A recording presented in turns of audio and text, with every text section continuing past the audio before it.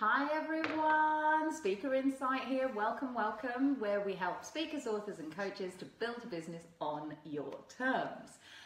So every week we start off with what's the buzz in our business, and we do that partly so that we can tell you what we've been up to, but actually we do that also to encourage you to share your news and to tell your audience your news. So we would love in the comments below, obviously, for you to tell us what's the buzz in your business this week, because we like to share and celebrate that piece as well.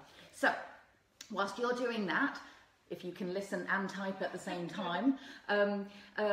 For us, the buzz in our business, we've got two little bits of buzz. We've been really hard at work writing the whole bunch of the online training that we are delivering to you. So we're feeling quite pleased with ourselves, really. And we are starting to film, well, probably next week now. Because I've got a stinking cold. So please try and pee a little bit nasally. Excuse me if I'm coughing and spluttering during this Facebook Live, but at least I've got part of my voice back. You have, oh my word, so, truly, there was nothing. So we just, released it for a week, and that's how it goes sometimes. The other bit of buzz in our business, hello to whoever's there. Hi, Tony.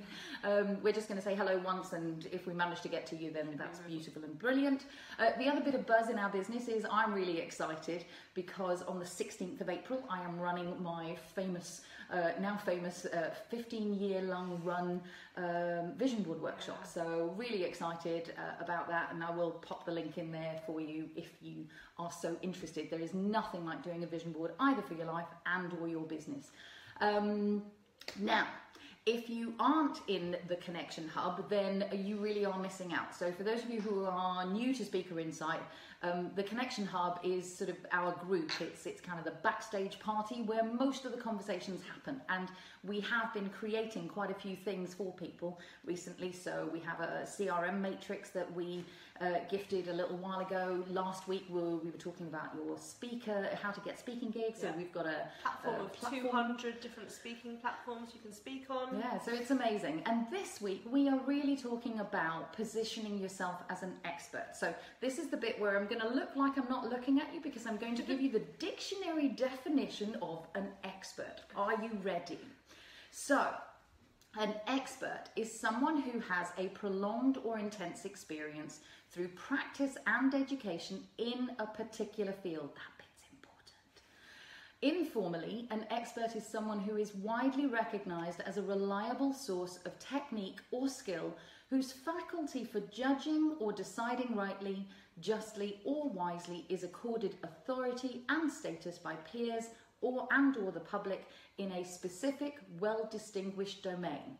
God, how boring. I know, we were like, really? So we thought we'd share that with you, and then we thought we'd actually kind of bring it to life and say what we actually are going to invite you to do as experts, because as speakers, authors and coaches, really, expertise and sharing your expert status is very important. So I'm going to hand over to Kelly for a little while, and then we'll come back to me. And I think we'll talk about that, but Tony just said details on your vision board workship, so if you've got a link you can put in the comments, that'd be awesome. Right, I will just do that and ignore Kelly. Booked on, Tony. So expert status is something which I think is a lot of speakers, also and coaches, don't like to call themselves an expert. They say sometimes, oh actually, got it in stereo. They say, well, have they earned the right to call them this word expert? And this is what we want to cover today, because I can probably guarantee you most of you on this Facebook Live, by the end of it, will find a way to position yourself as an expert so you can actually feel that you've earned that right to do that. And I come at it from two different ways. I've got one standpoint where I think, okay, which is really about, I think anyone can call themselves an expert if you've got the ability to solve a problem in a specific way, right? Yeah, agreed. So it's funny because I was with my friend Andrew Gray, who's our AV guy, by the way. If you ever want AV work for a gig, he's in the Connection Hub, connect with him. But he's just had a newborn baby, right?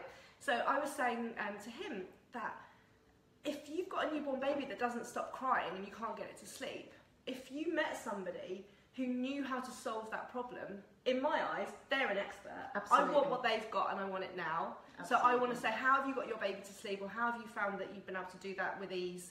And then for me, being able to solve a problem in a specific way that you can replicate and have a methodology around it, that gives you expert status in that field. Agreed.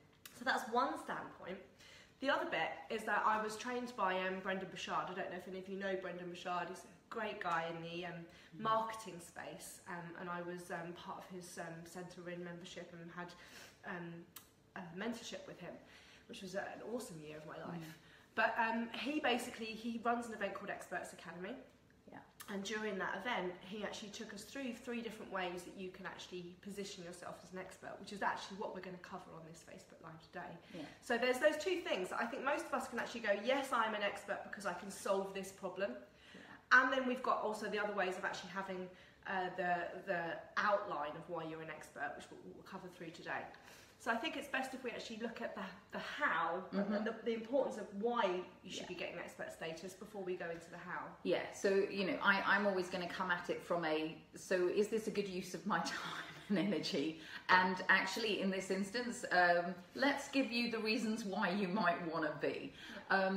Being an expert, really claiming your expert status, is really a great way to just being the person that people lodge as the go-to person for. Now, when I say that, so I'm going to say that again, and I want you to insert your own word that pops in.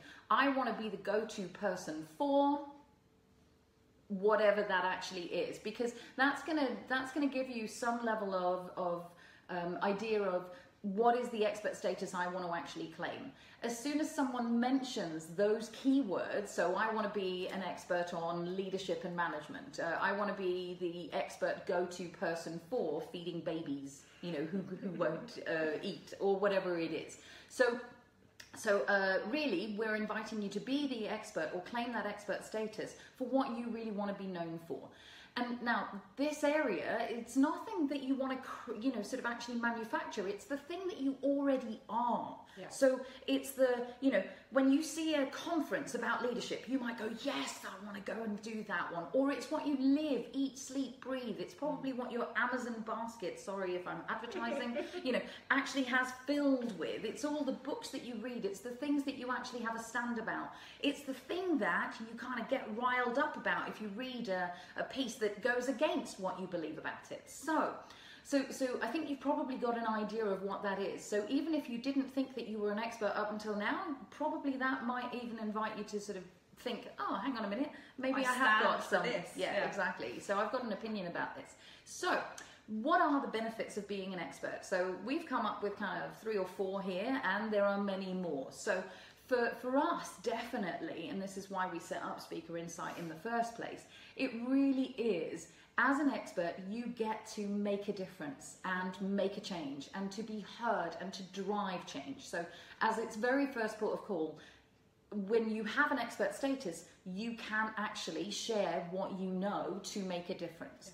The second thing is that actually your expert status helps to open up doors. It allows you to find opportunities and like-minded people and partners and JVs, joint ventures. For those of you who don't know what that is, I won't jargon without knowing, I think. But the other thing is that actually it's also about audience attraction. So, you attract people to you, whether they are people that you're going to work with, so we were attracted together because we have the same kind of stand around being a support for change makers. But it's also, you can attract people to your company, you can attract people to the movement, because for some of you, your expert status is actually more about creating a movement. You want to create a change, and so you create a movement that actually goes along with that. So expert status allows you to claim the space, therefore attract people through to it. And the other piece, for those of you who are working maybe as entrepreneurs or who are inside companies, it's also to get those interviews, to get the news positioning, the requests for input, the winning of contracts in that way. So anything that sets you apart and allows you to share what you know, your skills, is called positioning. And we're saying, be an expert so that you can actually use your positioning for good. And I was Googling at the time, because as you were just talking, it reminded me, when you're known, and I really want you guys to do what Helena said at the beginning, what are your go-to person for what, fill in the blanks. Yeah. Because that's when, if you're a coach or a speaker or a consultant in a certain area, sometimes something comes up in the media and you need to be called upon to know that you can speak with authority and expertise on that subject. There's a really good, I've used this before, and that's what I was Googling. What's that? Help a journo out. Oh no, I don't know about that. Okay, you say first and then I'll say. So the resource that I used to use is called needatvexpert.com. Right. And you can register on that website, and then they will say, okay, so you are the person with that helps babies sleep or whatever. So if they have a news piece that comes up, in the crisis or something that happens, they will call you and look at who they've got expert status to come and talk on this morning or whatever it is about that. Yeah. So you need to know who is the go-to person when you register for these types of agencies, or what's the one? Yeah, so on Twitter, for those of you who are on Twitter, not so much for the TV or the radio, but help a journalist out, help a journo out. If you just look that up, you'll find them. And you can literally hashtag that one, and they are forever putting stories needed on there that you can demonstrate your expertise on. That's really cool. We'll put the links, when we finish this, guys, we'll put the links in the comments for you. But that's why it's really important for you to claim that space, earn the right to say, yeah, I am the person to call in and talk about these current issues around whatever it is your specialism area. So I think it's really good. I really want you guys who are on this or on the recording to know what your go-to stuff is. Yeah. And the point about that is we're going to have one of those. I'm just going to interject every time just so she can cough. So there is something about, if you know what your stance is on something, if you have some key principles, if you know what your key words are, then it just makes it so much easier for you to actually showcase yourself and your company and or your message with ease in that way, because it becomes everything you live, eat, sleep, breathe, talk about. A living embodiment of your work, as I like to call it. Oh my God, a living embodiment of your work. On a scale of 1 to 10, how much are you a living embodiment of your work? Pop it in the thing. It's one of the things, one of my big bugbears about speakers specifically are those that stand on stage and preach their stuff, and then behind the scenes they live a completely different life that they're not living.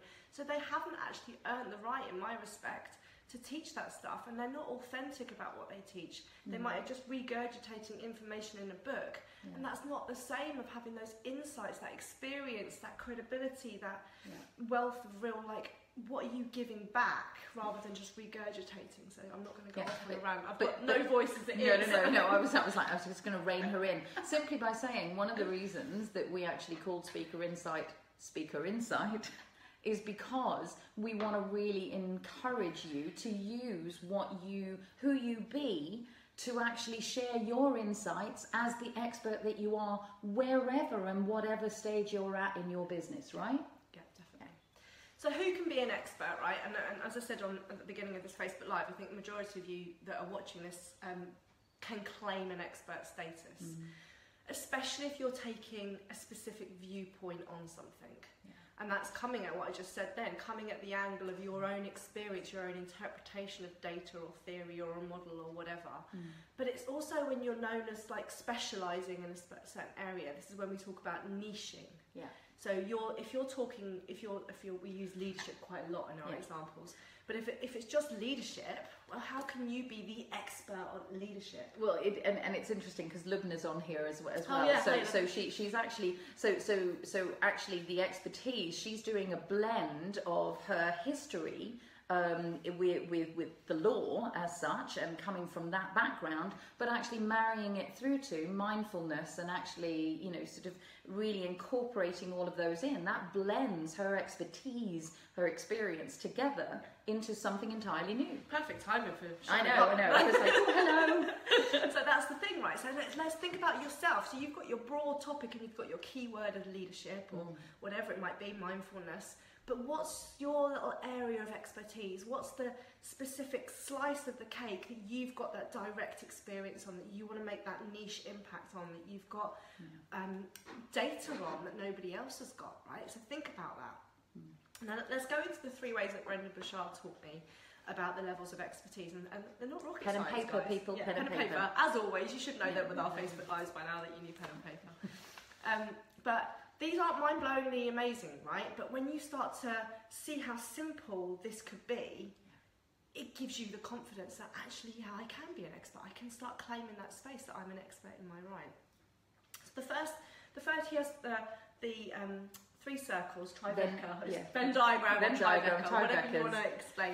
So he's got a Venn diagram of 3 circles, and then when the 3 circles overlap, that's where you've got that's where you ultimately want to be at. That's your true expert status. But even if you've only got one of these circles, you can still claim that expert status, okay?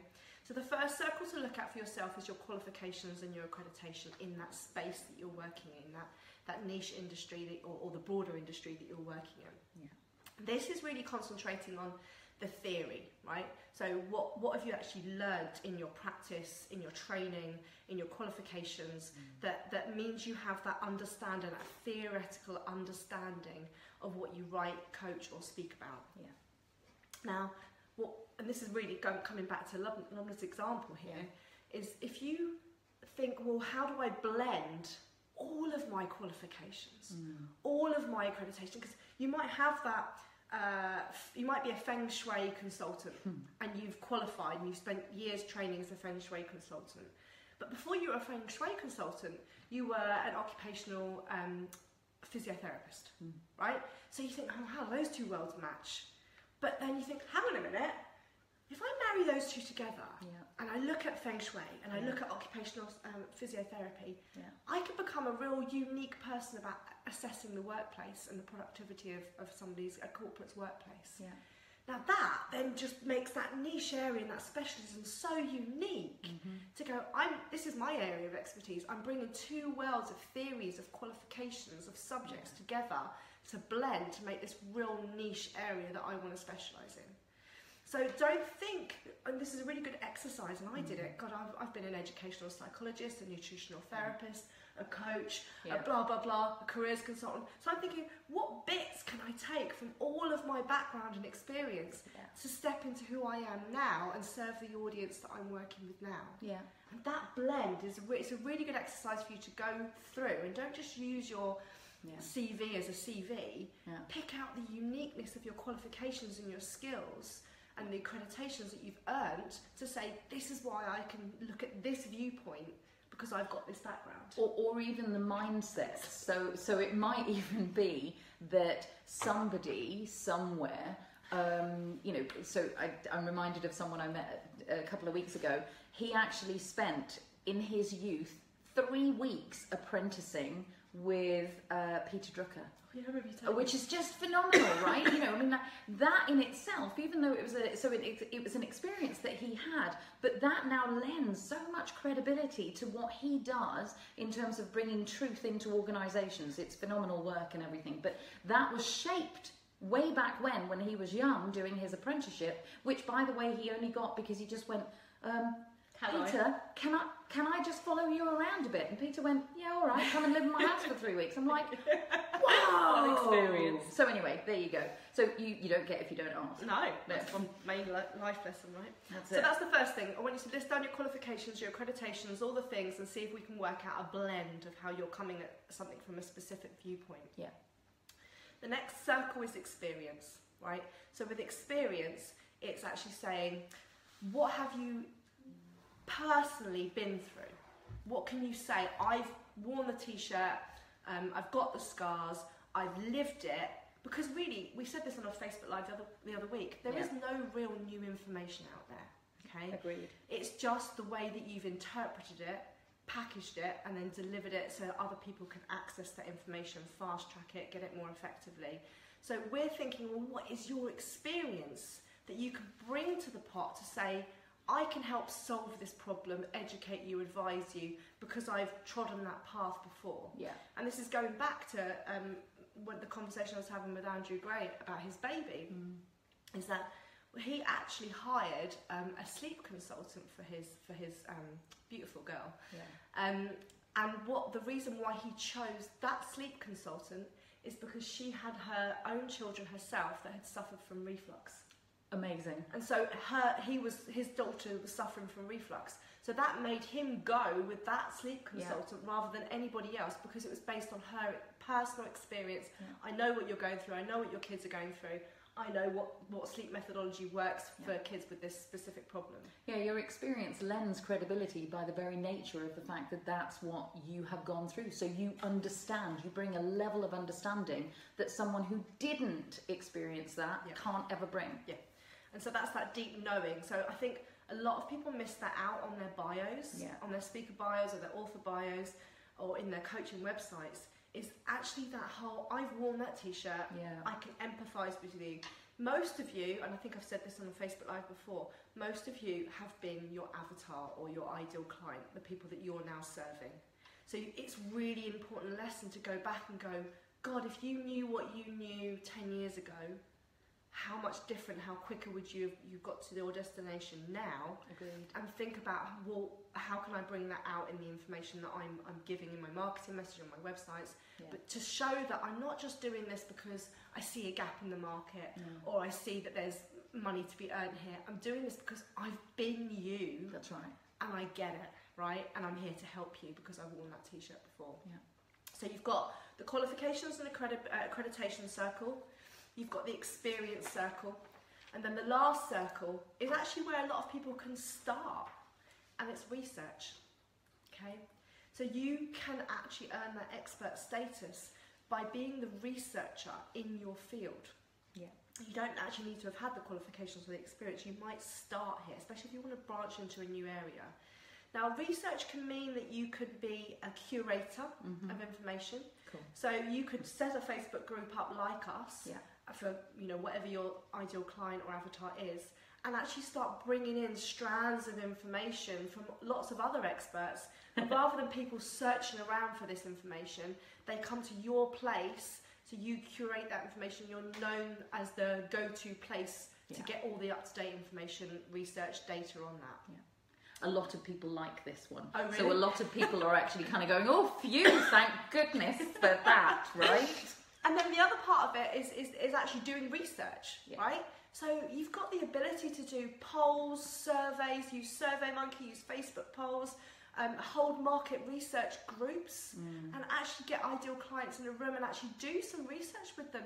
I've done it so many times. All I've done with the people is bought them lunch. Absolutely. And maybe give them a little bit of a training session at the end. But I spent a whole day with 10 of my ideal clients and just found out research, right? What are their opinions on this? How have they done this? What's their experience? What do they think of this?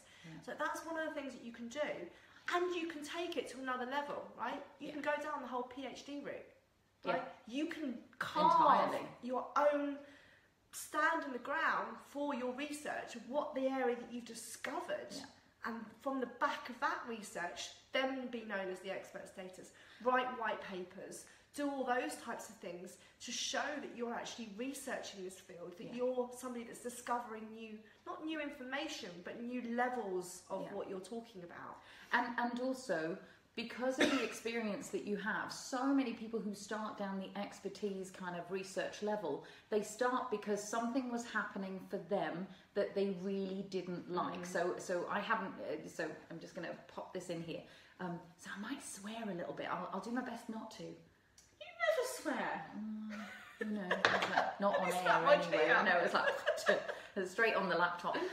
So I actually come at it from this perspective. Most people are an expert because they're either 100% passionate about the thing that they're actually speaking about or writing about in that way, or they're actually kind of pissed off with something.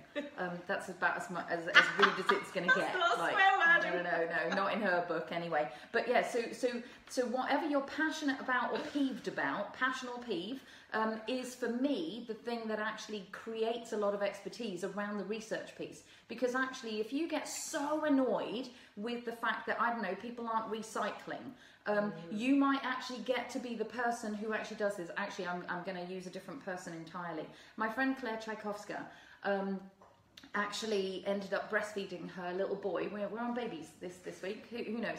But actually, everything around, so many people were trying to dissuade her from actually breastfeeding her baby, that she now has a company because she was so peeved with everything that was coming at her, and the people were negating the beautiful human kind of immune system effects of breast milk for babies, that she's now actually done they launched the company at the UN, Nice. which was just amazing. It's called Human Milk. Feel free to go and have a look at that. It is phenomenal, and it all came out of her passion and her pissed offness that nobody actually knew this. So she started by simply becoming a researcher around, why do people not know this? Yeah. And then taking a stand that grows and grows and grows organically. Yeah. And now it's a company. So that whole thing about... I'll get off my soapbox. We work. I'm always attracted to thought leaders and change agents. They're the people that I really want to work with because they make the difference in the world, right? Yeah. So if you are pissed off about something, Yeah. then you can do the research, but it's also about you coming up with a solution to a problem, which is right what I said at the beginning of this Facebook Live, that actually I think anyone would become an expert without Brendan Burchard's 3 things if you can solve a problem in a way that has never been solved before. That's it. Right? That's so it. really, that was a nice loop. Well Yeah, done for that. Thanks. you're welcome. You're welcome. And Neve is in complete agreement with us. Oh, so nice to see you. It's nice to see you, hon. So I want you to type in the comments, because I know we've got some people on. I want you to actually write down, out of those 3 areas, qualifications, experience, research. Yeah. Write the names of the ones that you can claim expert status on at the moment. Can you claim that you've got a qualification in your field? Yeah. Can you claim that you've got direct experience in your field? Can you claim that you've done research in your field? And I want you to write those words down in the comments to say, yeah, I can do all 3 or one of them or whatever. Yeah. Because really what we want you to think about at the end of this Facebook Live is if you can have 3 of those circles populated with evidence, then really you've got the full pack of being an expert. Yeah. Okay. And it just makes you easier to choose. You know, last week we were talking about the chosen one or the choosing one. The chosen one. The chosen one, that's right. It makes you easier to choose the more you actually have, but it also gives you an idea of where you might need to put some attention so that you can broaden your actual expert status. Lavna's got all 3. Of course she has. Of course you do, darling. Of course you do. Totally there. Now, so for some of you, given that Kelly's just actually said this, some of you might be hiding and not even putting in yours because you suffer from the thing that is becoming more and more widely known called imposter syndrome, which is that little piece where, and I'm going to do you another definition for this one, just because. So imposter syndrome is a concept describing individuals who are marked by an inability to internalize their accomplishments and have a persistent fear of being exposed as a fraud. So some of you may actually even do your best to negate the fact that you've got qualifications or experience or indeed have gathered look at Steph's all of comment. it. I can do all 3. I just need to believe I am an expert, right? There it is, Steph. There it is. So actually, we're bringing this up because so many of us actually don't step in or step up and shine because we kind of hold ourselves back around, actually, other people know more about this than I do. They might know more, research, but they don't have your experience. And so how can you use your experience to actually do that? And Steph, I totally know you've got experience in what you're doing. I invite you to step up and shine, my darling. Like, you can actually kind of have a bigger circle around the experience until you actually do the research piece, if that's what you're wanting to do. So I'm really going to invite, here's the exercise for you. So this is a real piece of homework and a write it down in here, or go and do the homework and then pop it back in here for us. Because if you write down how you've earned the right to call yourself an expert, so use those 3. What are the qualifications and accreditations? Even the ones that seem irrelevant, right? So go through all of them because you'll surprise yourself in some way. Go through your experience. What are the milestones that I've actually kind of had in terms of my experience? And then go through, what have I read? Even go and scour your bookshelves and just go, oh, actually I've done a lot more reading than I thought I had. Or, oh, I'm a member of this many groups or this many forums where we actually have those discussions all the time, right? Or maybe it's that you go to a lot of networkings and the things that ends up, the thing that you end up speaking about all the time is exactly that. So please, the ideal would be that you actually start to really acknowledge everything that's brought you to this place. And then you can actually start to claim that go-to expert for insert your own blank here. And it doesn't matter whether it's niched or broad. Yeah, and I think just to butt in, because Tony's done the perfect example there of how he's evidenced the three things, but Daisy's comment there about saying she thought it was the hours worked in the field that I think that's mastery. Yeah. So, you know, to have, what is it, 100,000, 10,000 hours as direct experience in your field is where you class something as you're a master at that. And Daisy, I'm going to tackle you simply because you and I had a beautiful exchange when you did a curious Q&A on a Thursday. So actually, one experience that highlights what you can actually do for someone is enough for you to actually highlight your experience. So it may not be 10,000 hours. You may well be starting out, as Niamh was just saying, you may well be starting out, but you might have created consistent results across just 3 people that show that your approach is so warm and friendly and makes people feel really comfortable in choosing clothing that really supports and makes them look amazing. We just have to highlight that everyone, Daisy is a clothes expert. I was coming on to that one.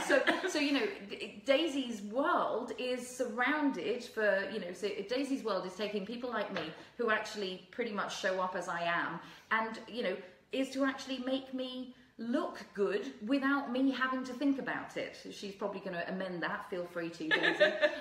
But you know, that's how I see it, and she's already given me examples of people who've actually experienced amazing stuff with her doing that. So I go, yes please, thank you very much, I'll take that experience. But I also know that Daisy's accredited by whatever some sort of style council. I remember reading it in your introduction. So that accreditation piece for me goes, oh, actually, because she was talking to another style consultation in the group, and she didn't have that qualification or wasn't part of that membership. And I was like, oh, that makes sense. Yeah. So those things are all part of the expert status, the experience, the results, but also that qualification bit. If it's important, like I'm not going to go for brain surgery for a neuroscience who hasn't got qualifications, right?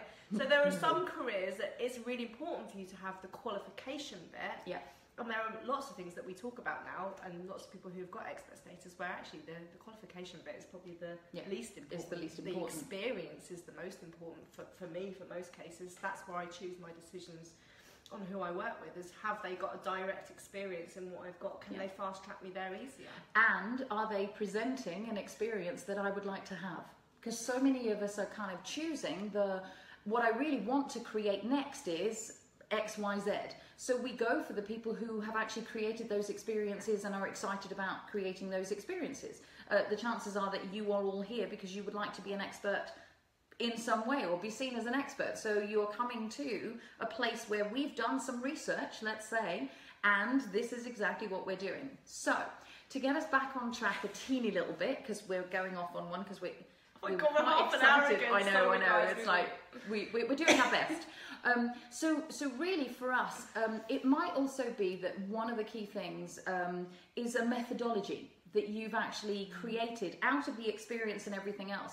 It might be that you have a methodology, and I saw a fantastic little YouTube video the other day around how in Sweden they burn their rubbish and turn that into energy, which means they only have 1% of landfill. So they have a methodology that actually allows them in the country to the point where they're actually importing other people's rubbish in order to create. It's phenomenal. I'll see if I can dig out the link. It's so where they're actually creating energy out of the rubbish compared to 55% of landfill in the US. Like that for me is just amazing. So surely the US could use the expertise of the Swedes, the methodology that they're using to actually rid our world of a massive problem that's present. They've got Trump as their president. Good point well made. And we'll continue on. So how do you want to use your expertise? You could use your expertise via consulting. The Swedes might do a great consulting job for the US in this instance, or educating in that way. It might be, for a lot of you, around the movement piece, creating social change, or actually starting a movement where people are kinder to each other, like Darren St. Mart, who is one of the members of this group. And really my kind of final piece for you around all of that is, here's an acronym for you, so it's a write it downer. Really, in terms of you being an expert, you could aim to rave or have people rave about you. So what does that stand for? R is for your reputation. What is the reputation that you want to have or that you want to establish? It's that piece of, what do I want to be the go-to expert for? What am I known for, right? Exactly. Yeah. And so the A, so reputation. A is for authority. Where are you setting up your authority and what will it give you the opportunity to do? So that might be about showing up, as Kelly said, around being interviewed on TV or being a spokesperson for. What is the authority that you want to actually claim? Have a think about that. The V is for visibility. So where are you going to show up and what are you going to share? What's the visibility level? Is it local? Maybe you want to be the go-to expert for marketing in your local area. Maybe it's regional. Is it a global movement that you want? Maybe it's more of a national thing that you can actually do. So the levels could also be afforded there. And it might actually be visibility online or offline. So what is the visibility that you want to create with your messaging? And then finally, engagement. How do you actually want people to experience your expertise? So is that online? Is it offline? Is it you doing keynotes? Is it through your books? Is it through all of that? So how are you shaping the engagement that you would actually like to have? So reputation, authority, visibility, engagement. And again, we totally welcome you sharing where you're at with those and how you're building those. So really the point for this Facebook Live is to see how simple it can be, so you can have the confidence to say, yes, I've got one or two or all threes of those circles. Yeah. So to actually say, I'm not going to stop hiding anymore. I can actually say, I'm claiming that I've earned the right to have this expert status. There's no more, oh, I need to do more of this and more of this. No, I'm claiming it now. Because you've all said, most of you have said that you've got all three, let alone just one of them would be good enough. So if you want to boost your confidence, then think about what one of those circles is where you need to be focusing some more attention. Do you want to do a white paper? Do you want to do some more research? Do you want to do more of the qualification side, get some more experience in there? So that's the first point of call as call to action from this Facebook Live. The other thing is I really want you to hone this, what am I the go-to expert for? Yeah. So I want everybody on this Facebook Live, and I will chase you up if you don't. I know you want it. We now know there are 12 of you around. I want you to put in the comments, and this is for the guys on the replay as well. That's right. Use the hashtag #GoToExpert in the comments and write what the key word or key phrase is that you are the go-to expert for. Yeah. Put it in the comments because one, it is good exercise for you. Two, we got a lot of people in this group. Yeah, we really do. And we've got people that are speaker, bookers, we've got PR people, we've got so many supporting people in the Connection Hub. That's right. That if they see what you're the go-to expert for and you're putting it out there, then they go, I need that go-to expert to speak at this next gig or to talk at this event going on. So put it in the comments. Yeah. So we can actually see you're claiming that. This is your time now to say, I'm an expert, I'm claiming the space, this is who I am, I'm out there. And I want to see that from you. And, you know, for those of you who've just done the little rave audit, you know, sort of, I love it that Lubna's gone, I've got Ray, the B's kind of missing a little bit. That goes, okay, so here's a beautiful question for you. So what can I do? Where can I show up more? Or what's required of me? What do I require of me in order to show up more fully, in order to be more visible? So you can use that question with every single one of them. Liking the ones coming through. Yeah, me too. So most of them I'm good with. Leah, yours needs to be much more specific than the go-to expert in health and wellness, right? Yeah. That's like just saying leadership. So we need to think about, oh God, the amount of qualifications and stuff and experience that you've got, girl. Yeah. We need to look at the mould and what's the niche area that we can put that to, right? And you know, the whole inside out thing for you, that's great. So we need to work on that. So I don't want it to be broad, like just one topic, because that if I had a news item tomorrow that was talking about somebody who had a specific health disorder, I would know that I would go to you rather than somebody else. Okay, beautiful. So I want to know what that specific thing is, and I think I see all coming through. It's and so we'll probably go through this once we've hung up on you, because actually we could be here for ages now, because you're all excited, which is good. But you have days and businesses to actually kind of get on with. So we're going to leave it there for now. Why don't you just wardrobe simplicity? That is hashtag awesome. wardrobe. Oh, I think that might win a That prize. wins it. That might win a prize, mightn't it? Should we send her a thing? We might send you a little speaker insight notebook for putting that one in, Daisy. That was an awesome one. I Yeah. love that. Perfect. Yeah, and so it really is that little piece of, because what if you actually created that hashtag for yourself and got known for seen as that, which is amazing. So our invitation is, there's a whole bunch of stuff in here that you probably need to go and do some homework around. That's our intention really, and yeah, go have fun with it. Thank you. Have a great week, guys. Bye.